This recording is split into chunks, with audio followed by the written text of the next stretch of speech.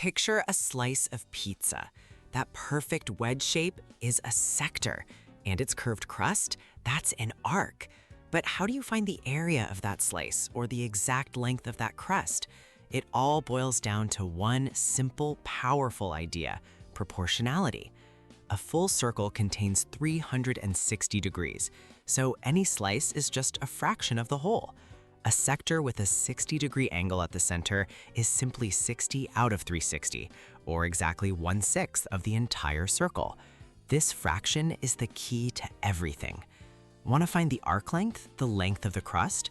Take your fraction and multiply it by the formula for the full circumference. Want to find the sector's area, the surface of the entire slice? Use that exact same fraction and multiply it by the formula for the full area. It's an elegant system. The same proportional thinking applies to both calculations. But here's a classic trap to avoid: the perimeter.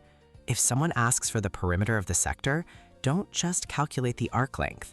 A perimeter must fully enclose a shape. You have to add the two straight sides, the two radii that make the point of the slice. Think about a semicircle. Its total perimeter isn't just the curved line. It's the curve plus the straight diameter that cuts across the middle. Forgetting that straight edge leaves your shape completely open.